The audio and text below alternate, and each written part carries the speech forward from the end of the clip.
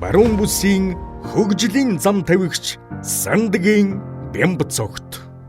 Бид ховдынхоо бүх сумдыг хатууштай замаар холбож, барилгын талах цементийг баруун бүстэй хямдруулах үйлдвэр байгуулж, гэр хорооллыг инженерийн шугамшилжээнд холбож, хашаанда ая тухтай амьдрах боломжийг бүрдүүлнэ гэж амлснаа хэрэгжүүлсэн хийж чадсан.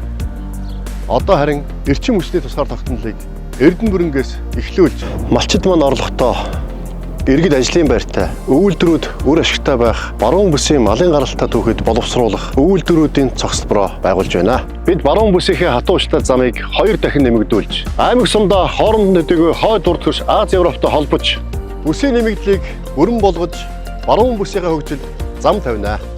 Улсын их хурлын сонгуулийн 2 дугаар тойрогт Монгол Ардын намаас нэр дэвшигч Сандагийн Бямб цогт. Ховдын зам бол бидний нэрийн утас. Тэрэл зам тавьсан. Зам бол хөгжлийн судас юм. Манай аймгийн бүхсмаа засмал замаар холбосон байгаа.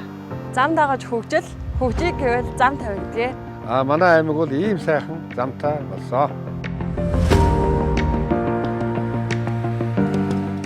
Одоо манай улс аймагт хамгийн чухал зам л байна.